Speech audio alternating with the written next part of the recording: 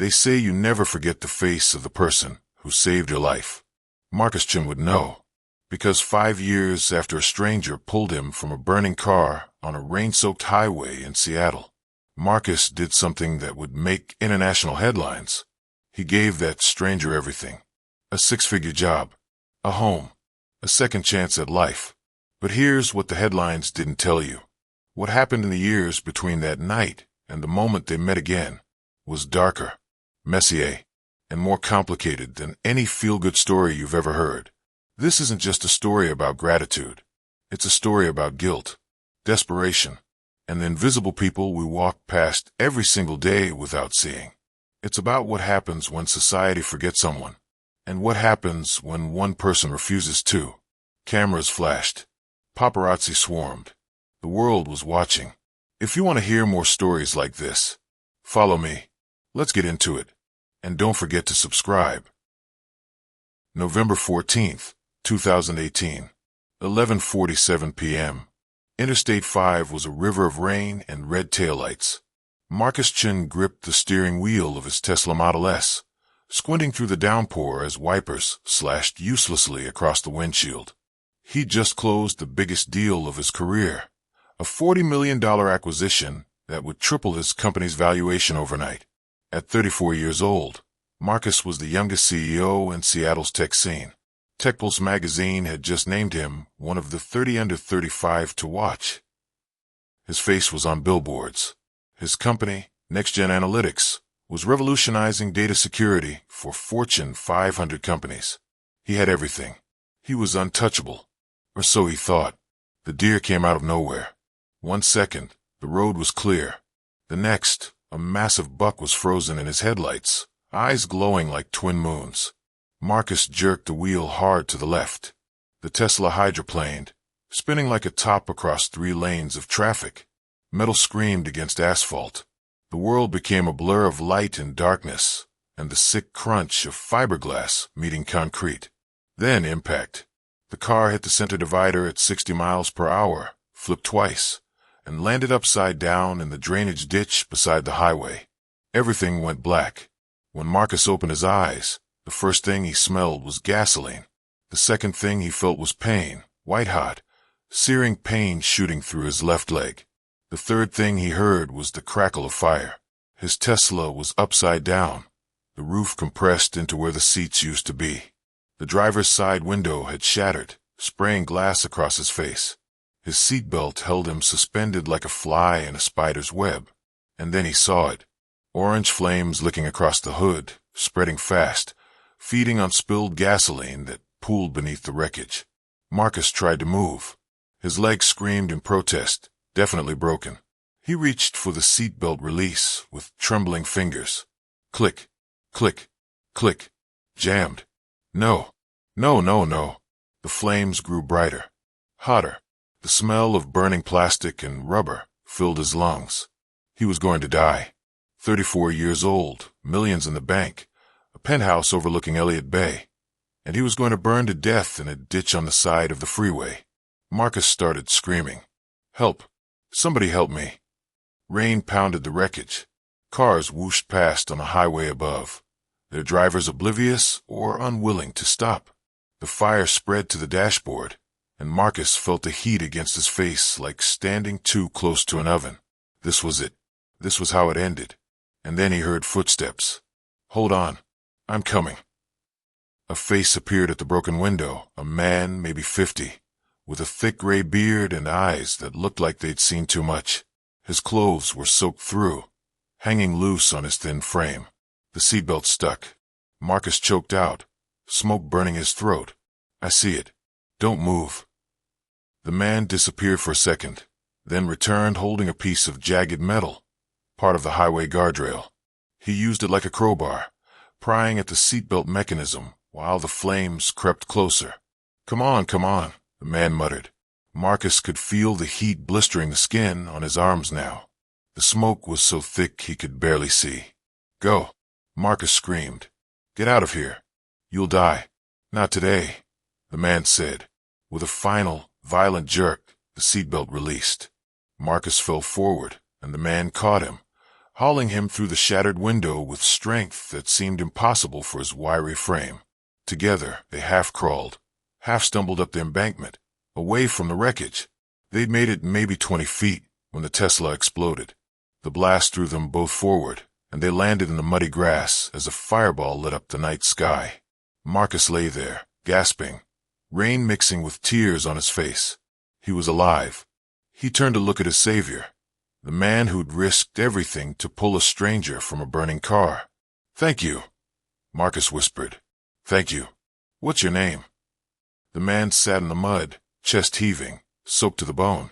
Up close, Marcus could see the layers of dirt on his face, the worn-through holes in his jacket, the torn sneakers held together with duct tape. "David," the man said. "David Porter. David, you saved my life. I owe you everything. Give me your number. I'll make sure you're taken care of. I swear it." David gave him a sad smile. "Don't worry about it, son. Just live a good life. That's payment enough." Sirens wailed in the distance. Red and blue lights flickered across the rain. Marcus tried to sit up, but the pain in his leg sent him back down. "No, seriously. Wait for the paramedics. I need to know how to find you." But when Marcus looked up again, David Porter was gone, vanished into the rain and darkness like a ghost. 3 months later, Marcus' chin was back. The leg had healed mostly. The doctor said he'd walk with a slight limp for the rest of his life, a permanent reminder of how close he'd come to death. The burns on his arms had scarred over, leaving patches of discolored skin he covered with long sleeves. But physically, he was fine. Mentally, that was a different story. Marcus stood in his corner office on the 22nd floor of the Columbia Tower, staring out at the Seattle skyline. Rain streaked the windows. It was always raining here. Below him, the city bustled with life. People hurried to work, grabbed coffee, complained about traffic. Normal life. But for Marcus, nothing felt normal anymore. Every night, he dreamed about the fire, the smell of gasoline, the heat against his face, the certainty that he was going to die. And every night, he saw David Porter's face. Just live a good life. That's enough payment. Marcus had tried to find him. God, had he tried. He'd hired a private investigator who'd spent 6 weeks combing through every database, every record, every homeless shelter in King County. They'd found 3 David Porters in the Seattle area, none of them the right man. He'd offered a $50,000 reward for information, posted a story on social media. Nothing. David Porter had saved his life and then vanished like smoke. "Marcus, you okay?" He turned to see his assistant, Jennifer, standing in the doorway with a tablet and a concerned expression. Jennifer had been with NextGen since the beginning, sharp, efficient, and one of the few people who could tell when Marcus was spiraling. "Fine," he lied. "What's next?" "Board meeting in 10. They want to discuss the Q1 projections and the new hires for the security division." Marcus nodded, but his mind was elsewhere. Live a good life. What did that even mean? He'd built a company worth $200 million. He employed 300 people.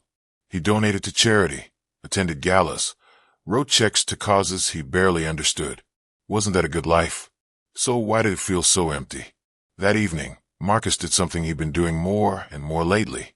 He drove downtown, not to a restaurant or a bar or one of the trendy clubs his friends frequented. No, Marcus drove to Pioneer Square, to the streets where Seattle's homeless population gathered. He parked his new BMW. The insurance payout from the Tesla had been generous, and walked. It was drizzling, the kind of perpetual Seattle mist that soaked through everything. The streets smelled like wet pavement and desperation. People huddled in doorways, wrapped in tarps and sleeping bags, cardboard signs propped against walls. "Homeless vet. Anything helps. Hungry. Please. Trying to get home." Marcus walked slowly, scanning every face, looking for gray beard, withered features, eyes that had seen too much, looking for David. He'd been doing this twice a week for 3 months. Different neighborhoods, different times, always searching. But the thing about the homeless is they're invisible. Society trains you not to see them, to look past them, around them, through them. They exist in the margins, in the spaces between buildings and beneath overpasses. And once someone falls through the cracks, finding them is nearly impossible. A woman sat against a brick wall, a dirty blanket wrapped around her shoulders.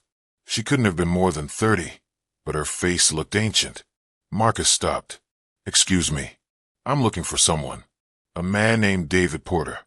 About 50, gray beard, thin build. Have you seen him?" The woman stared at him like he'd just asked if she'd seen a unicorn. "You a cop?" "No. He helped me once. I'm trying to find him." She laughed, a bitter, broken sound. "Honey, people come and go out here. You don't keep track of names. You just try to survive." Marcus pulled out his wallet and handed her $100 bill. Her eyes went wide. "If you see him, there's more. I just need to find him." She tucked the bill away quickly, like it might disappear. "I'll keep my eyes open." Marcus returned to his car and sat in the driver's seat, rain drumming on the roof. This was his routine now. Work all day, building an empire. Search all night, looking for a ghost. His friends thought he was having a breakdown. His therapist said he was experiencing survivor's guilt mixed with PTSD. His mother called every week, worried. Maybe they were right. But Marcus couldn't stop, because every time he closed his eyes, he saw David Porter pulling him from that burning car, risking his own life for a complete stranger. And he couldn't understand it. David had nothing. No home, no money, no safety net. What did he have to gain by running toward a fire when everyone else drove past? Why would someone with nothing risk everything for someone who had everything? Back at his penthouse, Marcus poured himself 3 fingers of scotch and stood by the floor-to-ceiling windows. The city glittered below him like scattered diamonds. So much wealth, so much comfort, so much distance. He thought about the woman on the street, how quickly she'd hidden that $100, how survival, not kindness, was the only currency that mattered out there. And yet David Porter had chosen kindness. Marcus raised his glass to his reflection.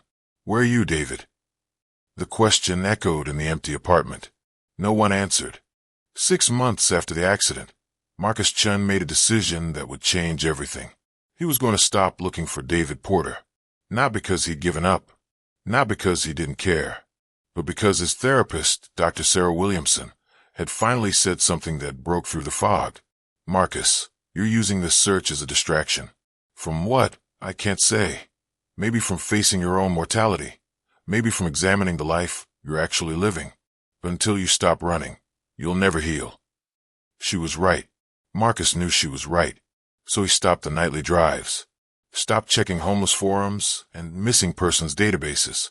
Stopped torturing himself with guilt. He threw himself back into work with the intensity that had built NextGen in the first place. And slowly, painfully, life started to feel normal again. But the universe has a funny way of bringing unfinished business back around. September 3rd, 2019. Marcus was in the middle of a product launch presentation when Jennifer appeared at the conference room door, her face pale. She motioned him over urgently. "This better be important," Marcus muttered, excusing himself from the room. "We're about to close the Nexus deal." "It is," Jennifer said. She held up her phone, showing him a news article. "You need to see this." The headline read, "Local hero facing eviction. The man who saved the CEO's life is sleeping in his car." Marcus felt his heart stop. He grabbed the phone, his hands shaking, and read, "David Porter, 52, made headlines last year when he pulled tech CEO Marcus Chun from a burning vehicle on Interstate 5. But while Chun returned to his multimillion-dollar company, Porter's life has only gotten harder. Now facing eviction from the campsite where he'd been living, Porter is one of thousands of Seattle residents experiencing homelessness. When asked why he risked his life that night, Porter simply said, 'It was the right thing to do.'" Below the article was a photograph. Gray beard, weathered face, eyes that had seen too much. It was him, David Porter. After 10 months of searching, the universe had delivered him straight to Marcus's doorstep. Not through private investigators or rewards, but through a local reporter doing a human interest story. Marcus felt something crack open in his chest. Relief, joy, and underneath it all, a seething anger at a world that could forget someone so easily. "Where is he?" Marcus demanded. "Where is this reporter? I need her contact information. Now." 20 minutes later, Marcus was on the phone with Alicia Moreno, the journalist who'd written the piece. "Mr. Chen, I'm so glad you reached out," she said. "When I interviewed David and he mentioned saving a CEO from a car fire, I had to dig into it. The fact that he's been living on the streets while your company has thrived, it felt like a story people needed to hear." Marcus heard the edge in her voice, the subtle accusation. "You moved on. You forgot about him." "I didn't forget," Marcus said quietly. "I've been looking for him for months. He disappeared that night before I could get his information. Where is he now?" "He's been camping in a tent city near the Duwamish River, but the city's clearing it out this week. I'm not sure where he'll go after that." Marcus was already grabbing his keys. "Send me the address. I'm going there right now." "Mr. Chun, I should warn you, David doesn't want charity. He's got a lot of pride. When I asked if he wanted me to reach out to you on his behalf, he said no." "I don't care. Send me the address." The tent city was exactly as bleak as Marcus had imagined. Rows of tents and makeshift shelters stretched along the muddy bank of the Duwamish River, Seattle's industrial wasteland. The smell of sewage mixed with campfire smoke. People moved through the narrow paths between shelters like ghosts, eyes hollow, shoulders hunched. This was where people ended up when system failed them, when families gave up, when hope ran out. And somewhere in this landscape of desperation was the man who had saved Marcus's life. Marcus walked slowly through the camp, feeling the eyes on him. His tailored suit and Italian leather shoes marked him as an outsider. He didn't belong here. "You lost, buddy?" A man with facial tattoos called out from beside a barrel fire. "I'm looking for David Porter." The man's expression shifted, something between suspicion and protectiveness. "Why?" "He's an old friend. I owe him." The man studied Marcus for a long moment, then jerked his head toward the back of the camp. Third tent from the end. Blue tarp. Marcus found it. A small blue tarp stretched over PVC pipes, barely large enough for one person to lie down. A milk crate sat outside with a few belongings, a water bottle, a paperback book with a broken spine, a pair of muddy work gloves. "David," Marcus called softly. Movement inside the tent. Then the flap opened, and David Porter emerged. He looked older, thinner. His gray beard was longer now, unkempt. But his eyes, those eyes that had stared into fire and fear and pulled a stranger from death, were the same. Recognition flashed across David's face, followed immediately by something that looked like embarrassment. "Marcus Chun," he said quietly. "I heard you were looking for me." "For 10 months, Marcus said. "You vanished. I didn't want to be a story, or a charity case." David's jaw tightened. "I did what anyone should have done. But no one else did. Everyone drove past. You were the only one who stopped." "So what? You want to give me a reward? Write me a check and clear your conscience." There was no anger in David's voice, just tired resignation. "I don't need your pity, Marcus." "Good," Marcus said, "because I'm not offering pity." David frowned. "Then what are you doing here?" Marcus took a breath. This was it, the moment he'd been rehearsing in his head for months. "I'm offering you a job." Silence. David stared at him like he'd just spoken a foreign language. "A job," he repeated slowly. "At NextGen. Full-time position. Salary, benefits, housing assistance. Whatever you need." "Marcus, I've been on the streets for 3 years. I don't have a resume. I don't have references. I don't even have a permanent address." "I don't care. You don't even know what I can do." "Then tell me." David looked away, toward the river where industrial cranes loomed against the gray sky. When he spoke again, his voice was barely above a whisper. "I used to be an engineer. Aerospace. 20 years at Boeing. Had a house in Bellevue, a wife, 2 kids. Then the layoffs came. 2016. I was 49 years old. Too old to rehire. Too young to retire. Savings ran out. Wife left. Kids stopped calling. And eventually, he gestured at the tent. Eventually this. Marcus felt anger rising in his chest. Not at David. At a world that could throw away someone with 20 years of experience, like yesterday's garbage. Then you're overqualified, Marcus said. But I'll take you anyway. David finally looked at him, and Marcus saw something he hadn't expected. Tears. Why? David whispered. Why would you do this? Because you saved my life, Marcus said simply. And because no one should fall through the cracks. Not when they've spent their life building things. Not when they've risked everything for a stranger. He held out his hand. So what do you say, David? Will you let me return the favor? David Porter stared at Marcus's outstretched hand for what felt like an eternity. Around them, the tent city hummed with the sounds of survival. Coughing, quiet conversations, the rustle of tarps in the wind. This place had been David's home for 8 months. Before that, it was a shelter in Georgetown. Before that, a bridge underpass. Before that, his car until it was towed. 3 years of falling. And now, a hand reaching down to pull him up, just like he'd done for Marcus on that rain-soaked highway. I can't, David said finally, his voice cracking. Marcus, you don't understand. I'm not that person anymore. The engineer from Boeing? He's gone. I'm broken.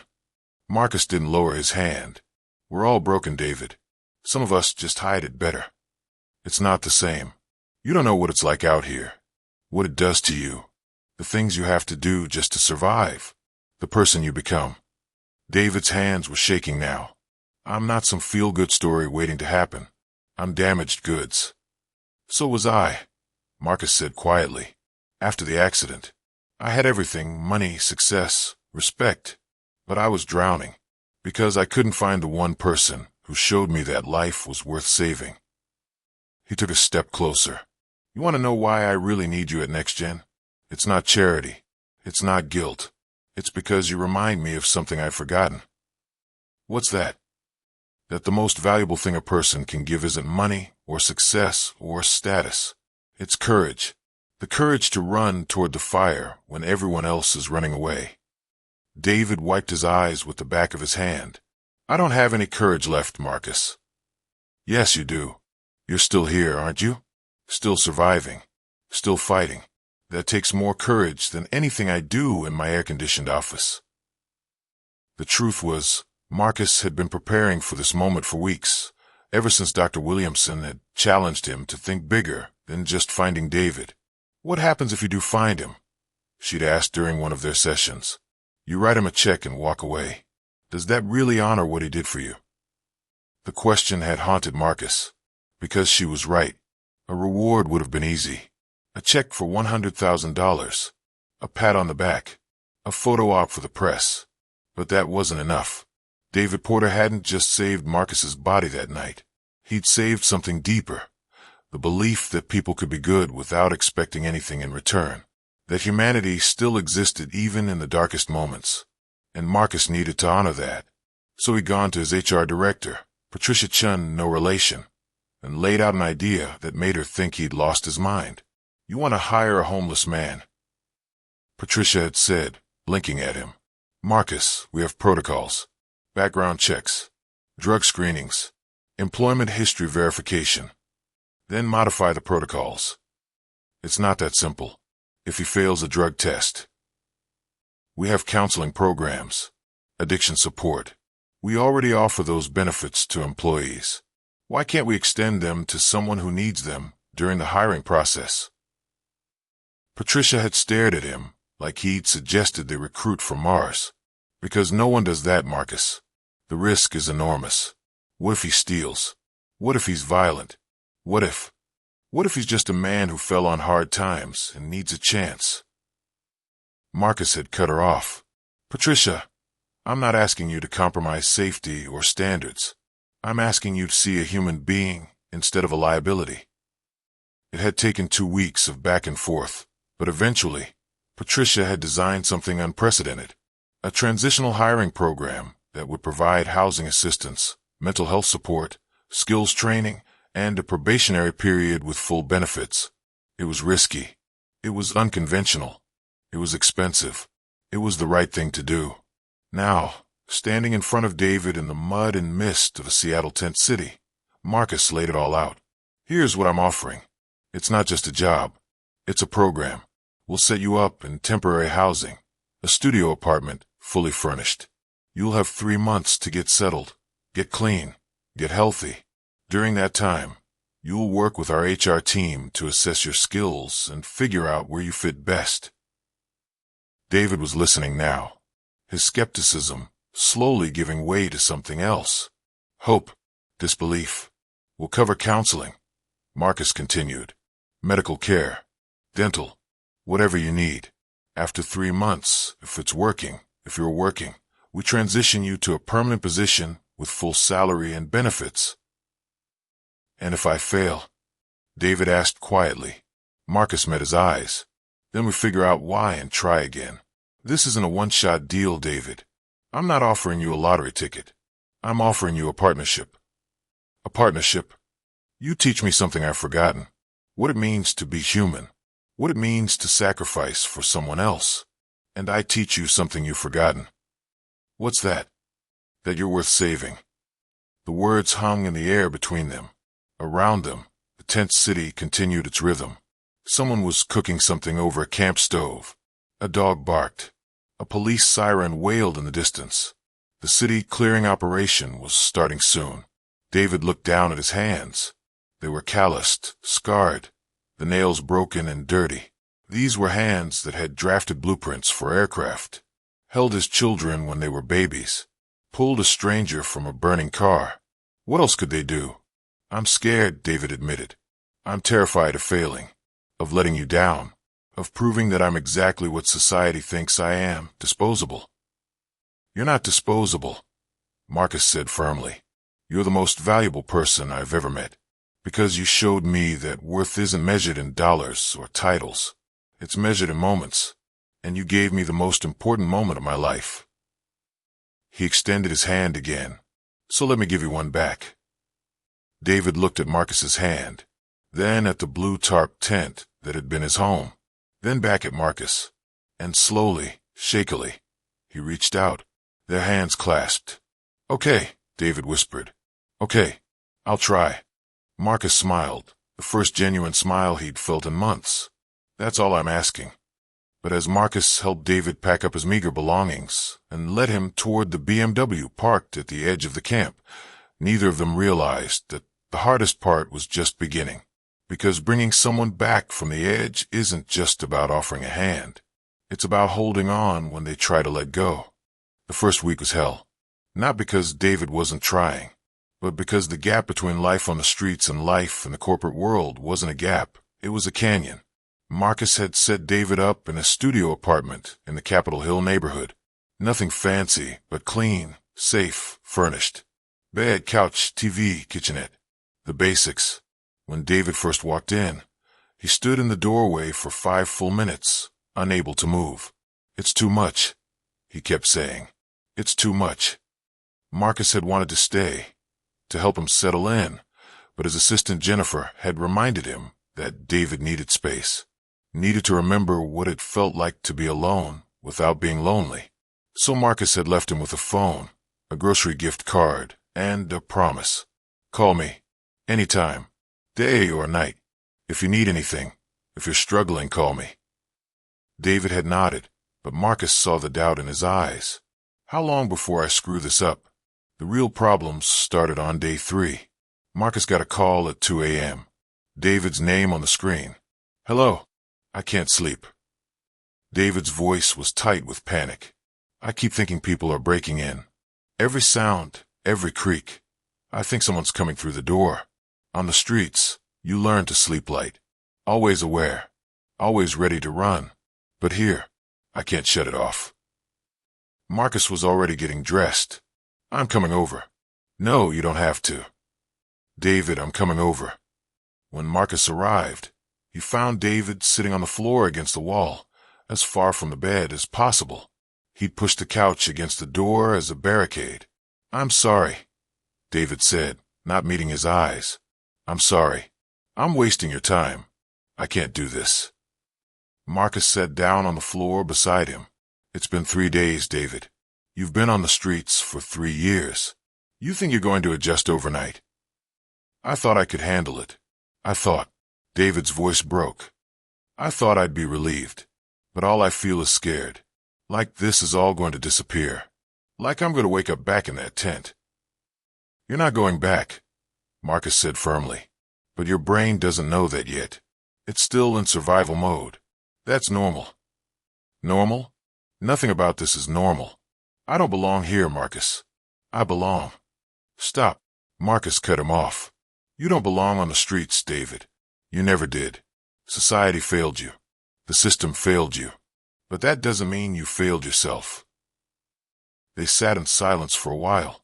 Outside, Capitol Hill was still alive. Late-night bars closing, cars passing, the distant hum of the city. Finally, Marcus spoke again.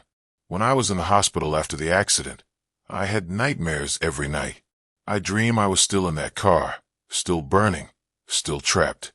The doctor said it was PTSD, said it would take time to heal. He looked at David. You've been through trauma too. Different kind, but just as real.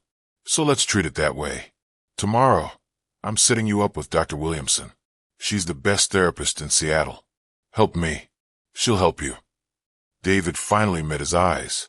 What if I'm too broken to fix? Then we'll be broken together. Marcus had delayed David's official start date by a week, giving him time to adjust. Now, standing in the lobby of the Columbia Tower, David looked like he might throw up. He was wearing clothes Marcus had bought him, khakis, a button-down shirt, a blazer. He'd shaved the beard down to stubble. Got a haircut. Looked almost like the Boeing engineer he used to be. Almost. You ready? Marcus asked. No, David said honestly. But let's do it anyway. The plan was simple. David wouldn't jump straight into a high-pressure role. Instead, Marcus had created a position in the facilities department, building maintenance, repairs, oversight. It played to David's engineering background without throwing him into the tech side of things.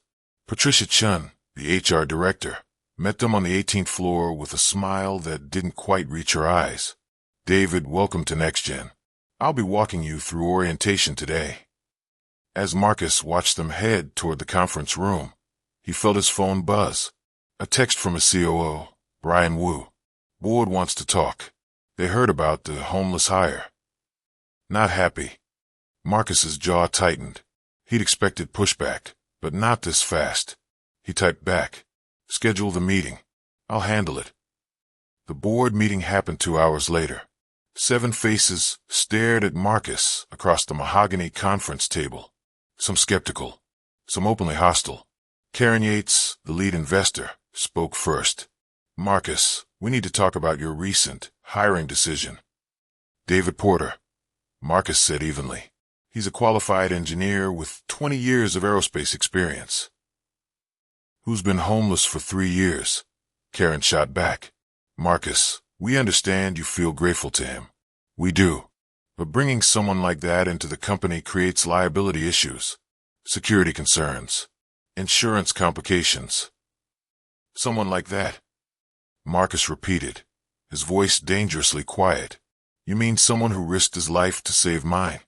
We mean someone with an employment gap, no verifiable references, and potentially significant mental health challenges. Another board member, James Keller, chimed in. This isn't personal, Marcus. It's business. Business. Marcus stood up. Let me tell you about business. NextGen's mission statement says we believe in leveraging technology to create positive social impact. We donate millions to nonprofits working on homelessness issues. We host charity galas.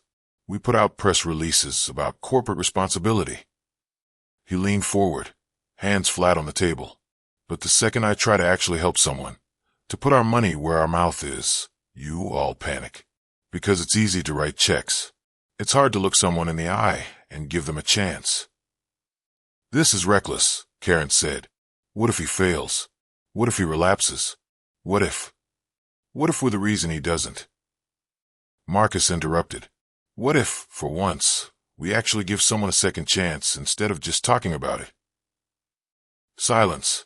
Marcus looked around the table, meeting each person's eyes. David Porter didn't have to stop that night. He had nothing. No money, no home. No reason to risk his life for a stranger in a Tesla. But he did. And now he's the one living in doubt while we sit in our leather chairs deciding if he's worth the risk. He straightened up. Here's what's going to happen. David stays. We're implementing a transitional hiring program that could change how corporations approach social responsibility. And if any of you have a problem with that, I suggest you remember who holds the majority stake in this company. Karen's eyes narrowed. Are you threatening us? I'm reminding you, Marcus said coldly. This company exists because I built it, and I'm not going to let fear and prejudice dictate who deserves a chance. After the board filed out, some grumbling, others thoughtful, Marcus stood alone in the conference room. His phone buzzed. A message from Patricia. David finished orientation. He's asking for you. Marcus found David in the facilities break room, sitting alone at a table with a cup of coffee he hadn't touched. How'd it go? Marcus asked. David looked up, and Marcus saw the answer in his eyes before he spoke. Everyone knows. They're all talking about me. The homeless guy. The charity case. I heard them whispering. Marcus felt his stomach sink. David, they're not wrong, David continued. That's what I am. The CEO's pet project. The feel-good story. I don't belong here, Marcus. Yes, you do. No. David stood up. I don't. And you forcing me into a place where everyone sees me as less than, that's not saving me. That's torturing me. They'll come around. They just need time. Time. David laughed bitterly. Marcus, I appreciate what you're trying to do. I really do. But you can't fix me by putting me in a building and calling it a job. You can't erase 3 years of survival instincts with a paycheck. I'm not a broken machine you can reprogram. I know that. Do you? David's voice rose. Because it feels like you're trying to turn me back into who I was. The Boeing engineer. The suburban dad. That person is dead, Marcus. He died the day my wife served me divorce papers in a homeless shelter. The words hung between them like a physical barrier. Marcus wanted to argue, to push back, to insist that David was wrong. But he couldn't, because David was right. Marcus had been so focused on saving David that he hadn't stopped to ask what David actually needed. He'd assumed that a job and an apartment would fix everything, like treating a gunshot wound with a Band-Aid. Then tell me, Marcus said quietly, tell me what you need. David sat back down, exhausted. I don't know. That's the problem. I don't know how to be a person anymore. I only know how to survive. Marcus pulled out a chair and sat across from him. Okay, so let's start there. Not as CEO and employee. Not as savior and saved. Just as two guys who both almost died and are trying to figure out what comes next. David looked at him for a long moment. Then, slowly, he nodded. I can do that. That night, Marcus made a decision. He wasn't going to force David into a corporate mold. He wasn't going to parade him around as a success story or proof of concept. He wasn't going to treat him like a project. Instead, he was going to do something harder. He was going to listen. And together, they were going to figure out what redemption actually looked like. Not the Instagram version, but the real, messy, complicated version. Because the turning point wasn't David accepting the job. It was both of them accepting that there were no easy answers. David Porter disappeared. Not literally. He still showed up to work every day. Still lived in the Capitol Hill apartment. Still attended his twice-weekly therapy sessions with Dr. Williamson. But emotionally, mentally, he was gone. Marcus noticed it first in small ways. David stopped making eye contact. Stopped speaking unless directly addressed.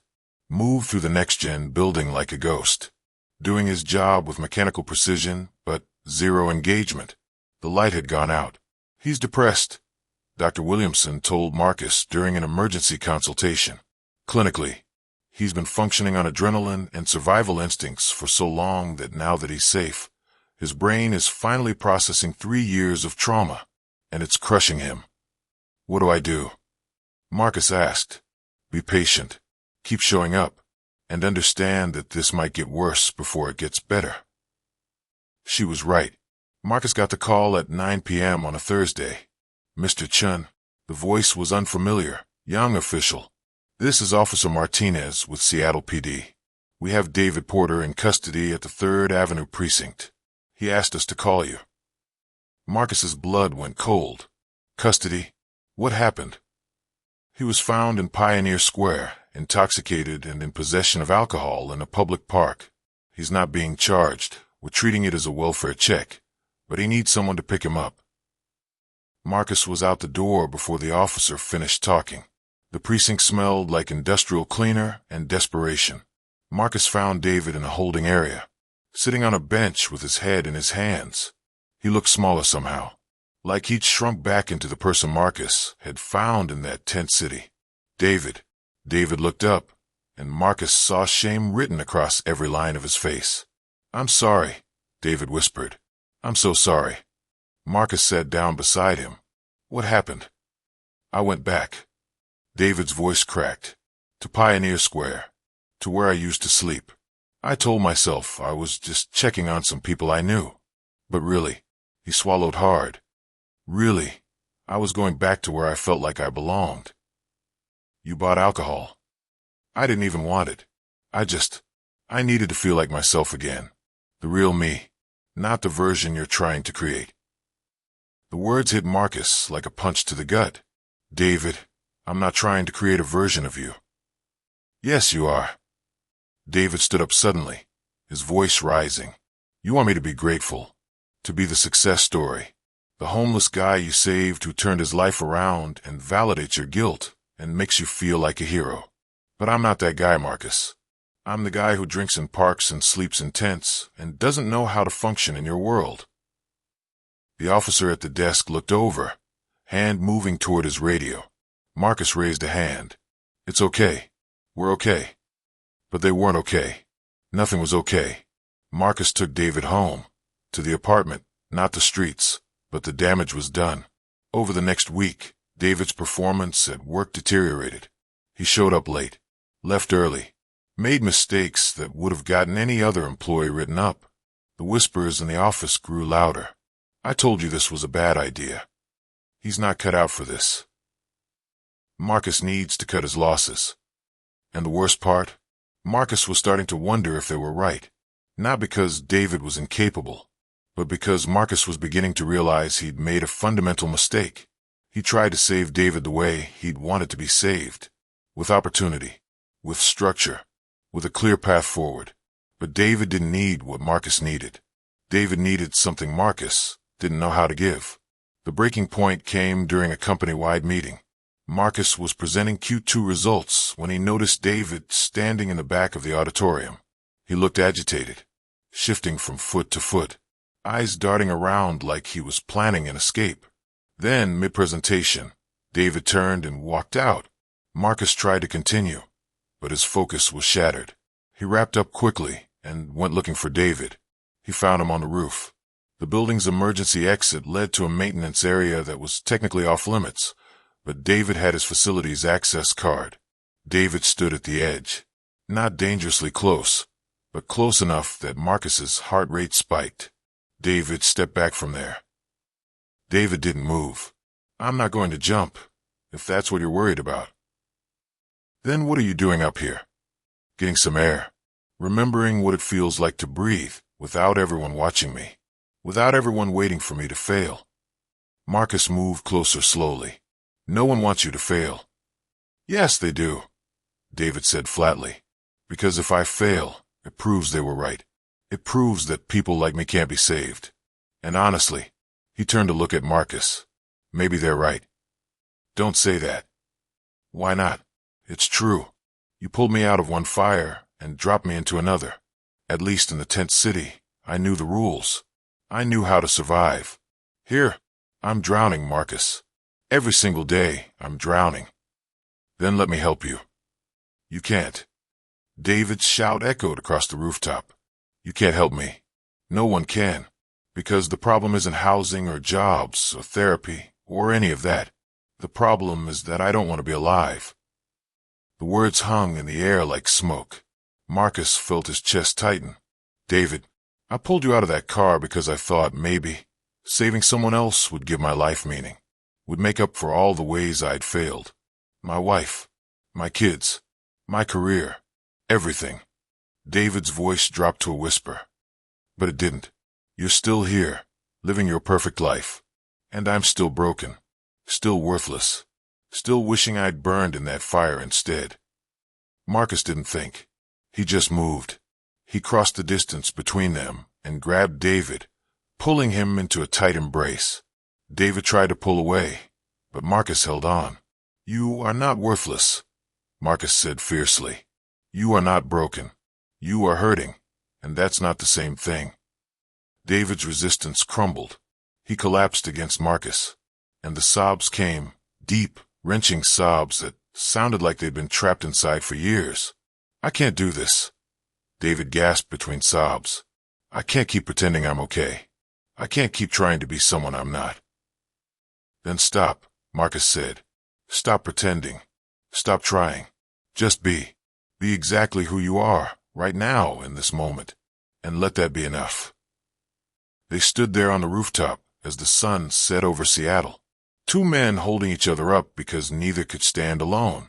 And for the first time since that night on the highway, Marcus understood.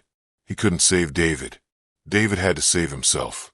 All Marcus could do was refuse to let go. After the rooftop incident, everything changed. Marcus called an emergency meeting with Patricia and Dr. Williamson. Together, they redesigned David's entire program. No more forcing him into a 9-to-5 corporate structure. No more expectations of normalcy. No more timeline for recovery. Instead, they built something flexible. David could work when he was able. Some days 4 hours, some days 8, some days not at all. His therapist sessions increased to daily. He was connected with a psychiatrist who prescribed medication for depression and PTSD. Most importantly, Marcus stopped treating him like a project. He started treating him like a friend. They had coffee twice a week, just talking.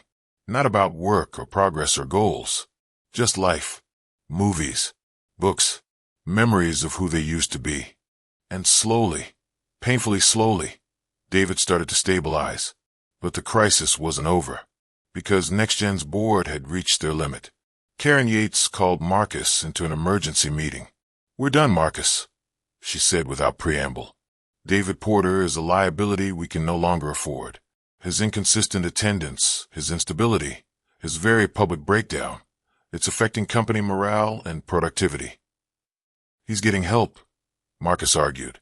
He's improving. He's a risk, James Keller interrupted. And we have 300 other employees to think about, shareholders to answer to. We can't run a company based on one person's guilt trip. Marcus felt rage building in his chest. This isn't guilt. This is doing the right thing. The right thing. Karen leaned forward. Marcus, you've spent over $100,000 on this experiment. Housing, therapy, medical care, salary for work he barely performs. At what point do you accept that some people can't be helped? Never, Marcus said coldly. I will never accept that. Then we have a problem, Karen said, because unless David Porter is terminated by the end of the month, the board will call for a vote of no confidence in your leadership. Marcus stared at her. You're threatening to remove me as CEO? We're trying to save this company, James said, even if that means saving it from you. Marcus walked out of that meeting knowing he had a choice to make. His company, the thing he'd built from nothing, the empire that had consumed his entire adult life. Or David, the man who'd given him his life back. It shouldn't have been a hard choice. But it was. Because if Marcus lost NextGen, he lost everything. His wealth, his influence, his ability to help not just David, but hundreds of other people through the programs and jobs and innovations his company provided. One man versus the greater good. That's how they were framing it. But Marcus knew the truth. It wasn't one man versus the greater good. It was humanity versus the bottom line. And he already knew which side he was on. Marcus Chin sat in his office, staring at financial projections that meant nothing, and thinking about the one decision that meant everything. He'd built NextGen from scratch, a startup in his garage that became a $200 million company. 7 years of 80-hour weeks, missed birthdays, failed relationships, everything sacrificed at the altar of success. And now they wanted him to sacrifice one more thing, one more person, David Porter, the man who taught him that success meant nothing if you lost your humanity along the way. Marcus picked up his phone and made a call. Alicia Moreno. Ms. Moreno, it's Marcus Chun. I need your help. The CEO who hired the homeless hero. Alicia's voice perked up immediately. I'm listening. I need you to tell the story. The real story. Not the feel-good headline version. The messy, complicated, painful truth about what happens when you try to help someone society has forgotten. Marcus, are you sure? That kind of story could damage your reputation. Your company. My company is trying to force me to fire David, Marcus said bluntly. So if my reputation is going to take a hit anyway, I'd rather it be for telling the truth. Silence on the other end. Then, I'll need full access. To you, to David, to your board if they'll talk. No PR spin, no corporate sanitizing. You'll have it. Can you have the story ready in a week? I can have it ready in 3 days. Do it. Alicia arrived at NextGen with a photographer and a recorder. She sat across from Marcus in his office, the same office where he'd made million-dollar deals and changed the trajectory of entire industries. Let's start with the night of the accident, she said, and Marcus told her everything. The fire, the terror, David's face appearing at the window, the way he'd risked his own life without hesitation. But he didn't stop there. He told her about the months of searching, the guilt that consumed him, the empty feeling of having everything but meaning nothing. He told her about finding David again, about the hope that maybe, just maybe, he could repay an unpayable debt. And then he told her about the failures. I thought I could fix him, Marcus admitted. I thought that if I just gave him the right resources, the right support, the right opportunities, he'd magically transform back into who he was before. But people aren't broken machines. They're complicated, and trauma doesn't care about your bank account or your good intentions. So what happened? Alicia asked. He got worse, Marcus said honestly. He's struggling with depression, PTSD, survivor's guilt. Some days he can barely get out of bed, and my board wants me to fire him for it. They're calling it a failed experiment. Is it a failure? Marcus thought about David on that rooftop, the way he'd broken down, finally admitting the truth he'd been carrying alone. I don't want to be alive. No, Marcus said quietly. It's not a failure. It's reality. Real change is slow and painful and nonlinear. It doesn't fit into quarterly reports or investor presentations, but that doesn't make it any less valuable. Alicia leaned forward. So what are you going to do? Marcus met her eyes. I'm going to fight. For David. For what's right. Even if it costs me everything. David agreed to the interview reluctantly. He sat in the same apartment Marcus had set him up in. Cleaner now. More lived in, but still sparse. Alicia asked him the hard questions. Do you feel like Marcus saved you? David considered this. He gave me a chance. Whether that saves me or not, that's still being decided. The board wants you gone. How does that make you feel? Vindicated, David said with a bitter smile. Because I knew this would happen. I told Marcus it would. Society doesn't actually want to help people like me. They want to feel good about helping people like me. There's a difference. What is the difference? Actually helping means accepting that recovery isn't linear. It means supporting someone even when they relapse, even when they fail, even when they're not a heartwarming success story. David's voice hardened. Feeling good about helping means you do it when it's easy and walk away when it gets hard. What do you want people to know? David was quiet for a long time. When he spoke again, his voice was raw. I want them to know that being homeless doesn't make you less human. That mental illness doesn't make you disposable. That sometimes the bravest thing you can do is keep waking up every day even when everything in you is screaming to give up. He looked directly at the camera, And I want them to know that Marcus Chun is the only person in 3 years who looked at me and saw a human being instead of a problem. So if they come for him, they're coming for me too. Alicia worked around the clock. At 6 a.m. on the third day, she sent Marcus a preview of the article. The headline read, "The CEO who chose humanity over profit and might lose everything because of it." Marcus read through it, his coffee growing cold beside him. It was brutal, honest, unflinching. It laid bare every mistake he'd made, every assumption, every failure. But it also showed the truth, that try to help someone, even imperfectly, was better than not trying at all. The article concluded with a question. In a society that values profit over people, what happens to the companies and the leaders who choose differently? Marcus Chun is about to find out. Publish it. Marcus texted Alicia. She responded immediately. It goes live at noon. Brace yourself. The article drops. The internet exploded. Within 2 hours, the article had 500,000 views. Within 4 hours, it was trending on Twitter. Within 6 hours, every major news outlet was covering it. The response was divided, fierce, and immediate. Support for Marcus. This is what real leadership looks like. Finally, a CEO who cares about more than shareholders. We need more companies willing to invest in people, not just profits. Support for the board. This is corporate irresponsibility.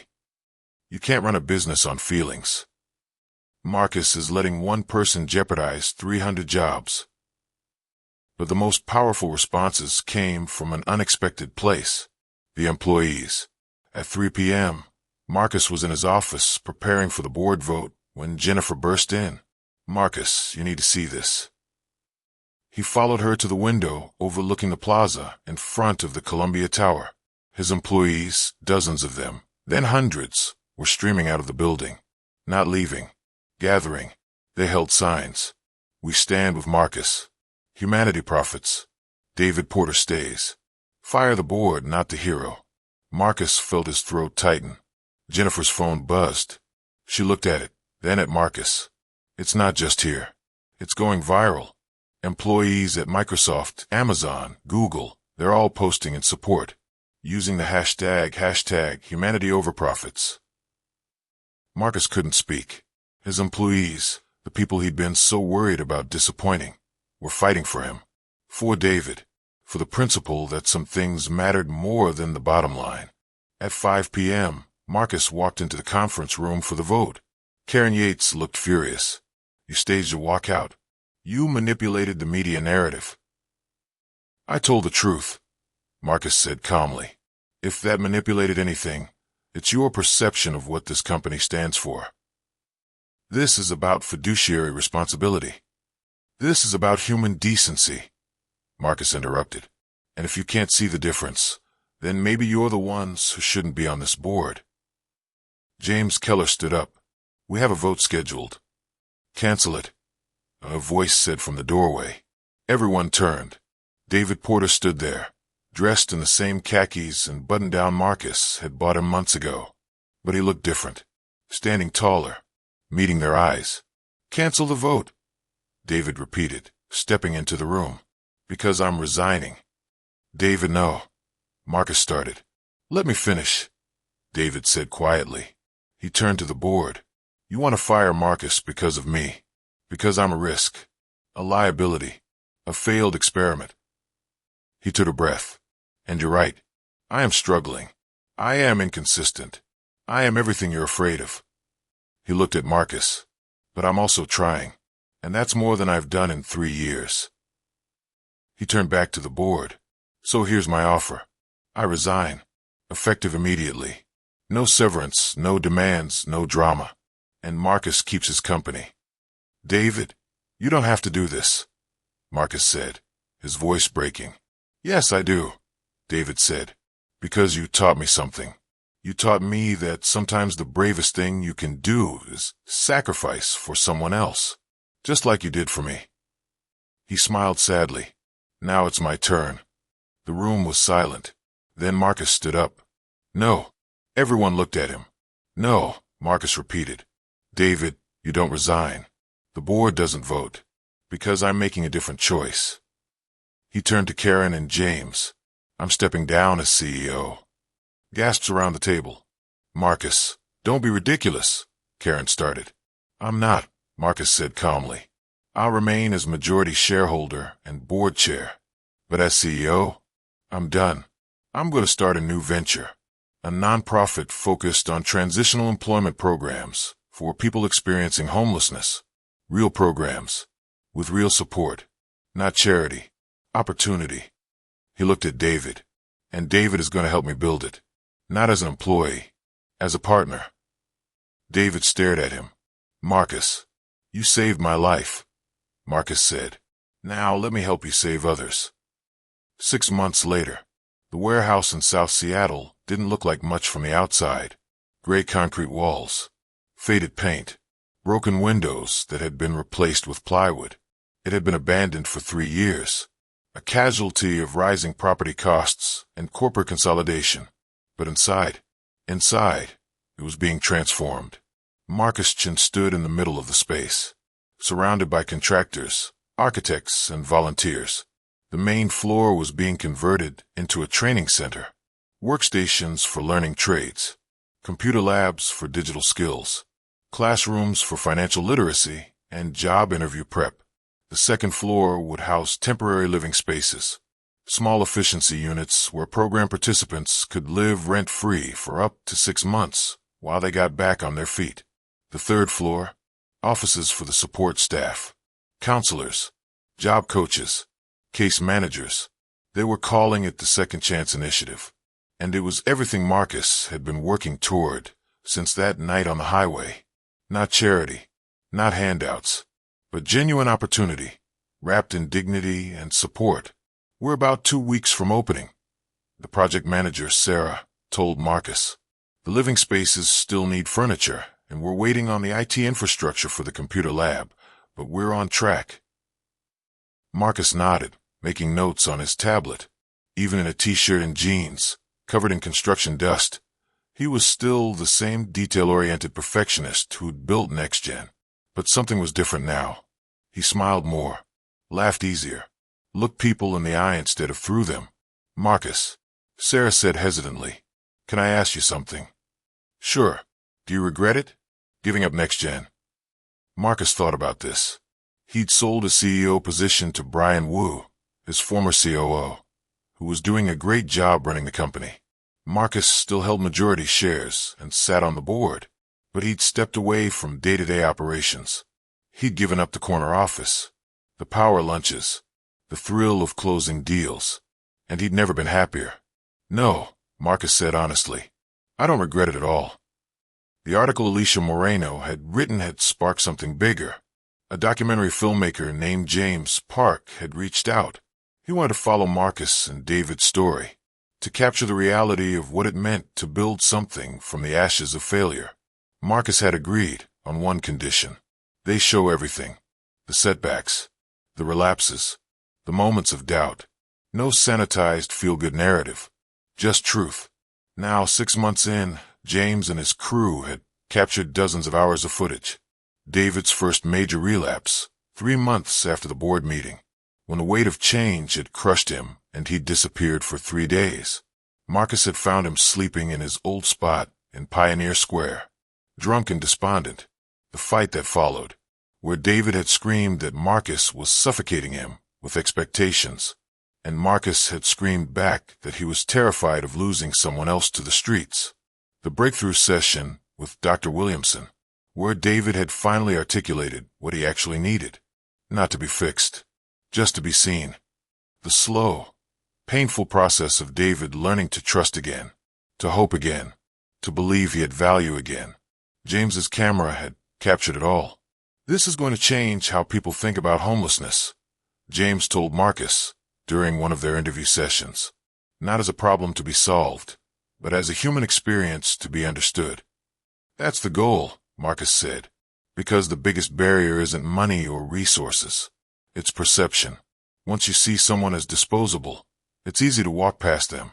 But once you see them as human, as your neighbor, your friend, your equal, you can't unsee that. The Second Chance Initiative wasn't even officially open yet, but they'd run a pilot program with 10 participants. 5 had completed the full 6-month program. 2 had relapsed and dropped out, but were still in touch with the support staff. 3 were still in progress. Those 5 graduates stood now in the unfinished warehouse, dressed in their interview clothes, ready to present their final projects to potential employers who'd been invited to the demo day. Marcus watched from the back as they presented. A single mother who'd learned web development and built a functional e-commerce site. A veteran who'd learned carpentry and constructed a beautiful bookshelf. A young man who'd aged out of foster care and learned digital marketing, complete with a mock campaign for a local nonprofit.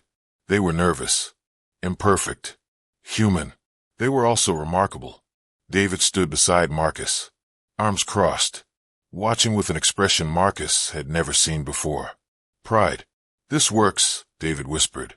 "Marcus, this actually works." "We're just getting started," Marcus replied. If you'd asked Marcus 6 months ago if David would still be alive, he wouldn't have been able to answer. The darkness that had consumed David after the rooftop incident had been profound. The kind of depression that doesn't respond quickly to medication or therapy or good intentions. But slowly, impossibly slowly, David had started to climb out. Not because he'd recovered. Recovery wasn't linear. David still had bad days. Days when he couldn't get out of bed. Days when the weight of existence felt unbearable. But he also had good days.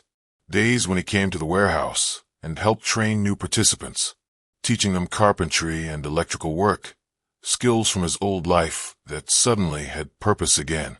Days when he sat with someone who was struggling and said, "I know, I've been there, and you can survive this." Days when he remembered that saving Marcus's life had meant something, had led to this, had created a ripple that was now becoming a wave. One evening, after everyone else had left, Marcus and David sat on the warehouse floor, eating takeout and looking at the progress around them. "Can I tell you something?" David said, "Always. That night on the highway, when I pulled you out of the car, I almost didn't stop." Marcus looked at him, surprised. "I was walking along the freeway looking for a place to sleep," David continued, "and I saw your car flip, saw it catch fire, and my first thought was, not my problem. I've got enough of my own. But you stopped anyway." "Yeah, and you know why?" David met his eyes. "Because I remembered who I used to be, before the streets, before the drinking, before everything fell apart. I used to be someone who helped people, an engineer who built things, a dad who showed up, and I thought maybe if I save this person, I can save that part of myself." "Did you?" Marcus asked quietly. David thought about this. "I don't know, but I'm trying, and that's something." They sat in silence for a moment. Then David said, "Thank you for not giving up on me, even when I gave up on myself." "Thank you," Marcus replied, "for showing me what it means to be brave." 2 weeks later, the Second Chance Initiative officially opened its doors on a gray Saturday morning in March. The mayor was there, local news cameras, community leaders, and most importantly, people. People experiencing homelessness who'd heard about the program and wanted a chance. Marcus stood at the entrance, greeting everyone personally, shaking hands, learning names, making eye contact, treating them like human beings, not problems to be solved. David was beside him, wearing a staff badge that read Program Director. It had taken months to convince David to accept the title. He'd insisted he wasn't qualified, that he was too broken, that he'd mess it up. But Marcus had been insistent. Who better to run a program for people experiencing homelessness than someone who's lived it? Who better to understand what they need than someone who needed it himself? Eventually, David had agreed. Now, watching him interact with the first participants, listening to their stories, offering encouragement, sharing his own struggles without shame, Marcus knew it had been the right call. The documentary crew filmed everything, and when the moment came for Marcus to give the opening speech, he kept it simple. 5 years ago, I almost died in a car fire. A stranger saved my life. and then he disappeared. He gestured to David, who stood off to the side, uncomfortable with the attention. When I found him again, he was living in a tent, and I thought I could save him the way he'd saved me. With money, with opportunity, with a job. Marcus paused, but I was wrong, because saving someone isn't about fixing them. It's about walking beside them, listening to them, seeing them, not as a project or a charity case, but as a human being with dignity, value, and potential. He looked around at the crowd, participants, volunteers, staff, supporters. That's what this place is. Not a rescue mission, not a handout, but a partnership, a chance to rebuild, a space where you're seen, heard, and valued, where your past doesn't define your future. He smiled. Welcome to the Second Chance Initiative. Let's build something together. 2 years later, the coffee shop on Pike Street was crowded, the kind of artisanal Seattle spot where lattes cost $7. And everyone had a laptop open. Marcus Chin sat in the corner booth, his own laptop closed. Watching the door, he was waiting for someone. Not David. David was at the warehouse, running the afternoon session with the new cohort of participants. 22 people this cycle, up from the original 10. The program had expanded faster than Marcus had ever imagined. No, Marcus was waiting for someone else. Someone who'd reached out 3 days ago through the program's website. Someone who'd written a single line that had stopped Marcus's heart. I think you saved my son's life. I'd like to meet you. The woman who walked through the door was in her mid-70s, dressed simply, with gray hair pulled back in a neat bun. She looked around the coffee shop with uncertain eyes, until Marcus stood and waved. Mrs. Porter? Call me Eleanor, she said, her voice soft but steady. She sat down across from him, clutching her purse like a lifeline. Thank you for meeting me. Of course, Marcus said. I have to admit, I'm a little surprised. David never mentioned that you two were in contact. Eleanor's face fell. We're not. We haven't spoken in 4 years. Not since. She swallowed hard. Not since I told him I couldn't watch him destroy himself anymore. That if he wanted to keep drinking, keep living on the streets, he had to do it without dragging me down with him. Marcus felt his chest tighten. Eleanor, I was wrong, she said quickly, tears springing to her eyes. I was so wrong. I thought tough love meant walking away. I thought I was protecting myself, but I abandoned my son when he needed me most. She pulled out her phone, showing Marcus a video. It was the documentary, The Second Chance. It had been titled. It had premiered on Netflix 3 months ago and become a cultural phenomenon. I saw this, Eleanor whispered. I saw my David. Saw what he'd been through. Saw what you did for him. And her voice broke. I realized I'd failed him. His own mother, and I'd failed him. You didn't fail him, Marcus said gently. You were doing what you thought was right. Survival isn't just physical, Eleanor. Sometimes you have to protect your own heart to keep going. But he needed me. He needed a lot of things. And he found them. Not all from me. Not all from therapy or programs or second chances. He found them by surviving, by choosing every single day to keep trying. Eleanor wiped her eyes. Is he okay? Really okay? Marcus considered this carefully.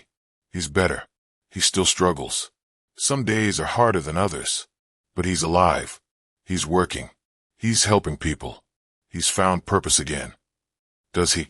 Eleanor hesitated. Does he hate me? I don't know, Marcus said honestly. He doesn't talk about you much. But I don't think it's hate. I think it's grief. For the family he lost. For the person he used to be. Eleanor nodded, fresh tears falling. I want to see him. I want to tell him I'm sorry. That I was wrong. That I love him, and I never stopped loving him. Even when I walked away. Marcus pulled out his phone. Let me call him. 20 minutes later, David Porter walked into the coffee shop. Marcus saw the exact moment he spotted his mother.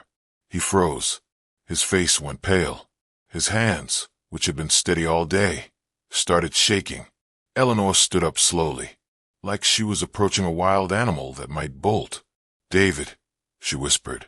For a long moment, David didn't move, didn't speak, just stared at the woman who'd given him life, raised him, and then walked away when he needed her most.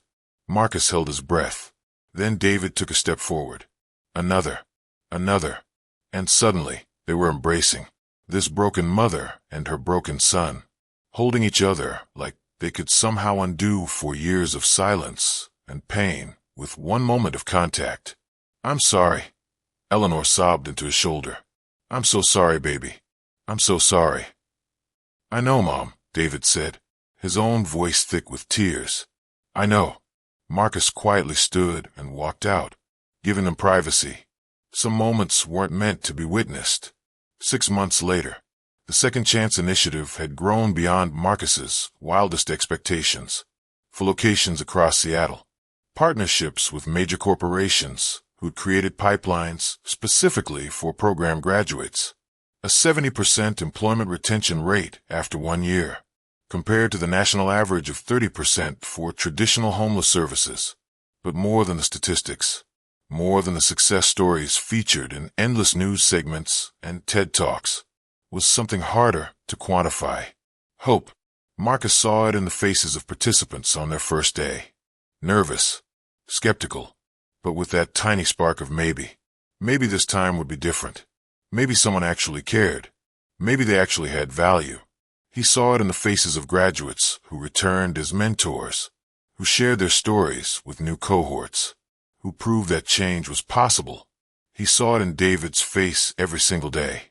Marcus had been invited to accept the Humanitarian of the Year award from the Pacific Northwest Business Association, standing on stage in front of 500 people in suits and cocktail dresses, holding a crystal trophy that probably cost more than a month's rent for most of his program participants. Marcus felt profoundly uncomfortable because he didn't deserve this. When he reached the microphone, he said exactly that. "I don't deserve this award. Not even close." Confused murmurs rippled through the audience. 5 years ago, I didn't pull over when I saw someone sleeping on the street.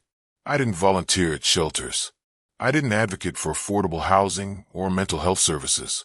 I did what most of us do. I looked away. I told myself it wasn't my problem, that they must have done something to deserve it. He paused, and then a man I'd looked past my whole life saved mine, and everything changed. Marcus set the trophy down on the podium. "This doesn't belong to me. It belongs to David Porter. It belongs to every person who survived on the streets and still found the strength to show compassion. It belongs to every person who's climbed out of the darkness, not because some CEO threw money at them, but because they refused to give up." He looked out at the audience. "You want to honor me? Don't. Honor them. Hire them. Listen to them. See them. Because the truth is, they don't need us to save them.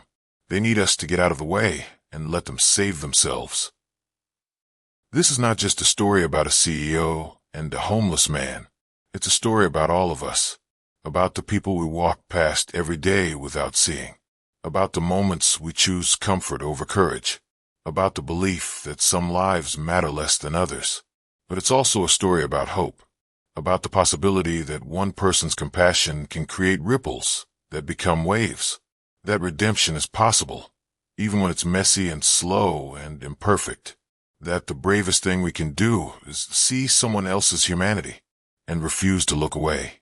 David Porter saved Marcus Chen's life on a rainy November night, and Marcus Chen spent the rest of his life proving that David's life was worth saving too. Not because it made good business sense, not because it looked good in headlines, but because it was right. In a world that teaches us to look away, be the person who stops, be the person who runs toward the fire, be the person who holds on, even when letting go would be easier. Because you never know. You might just save a life. Or better yet, you might discover what it means to be fully human. If you enjoyed this story, don't forget to subscribe and share.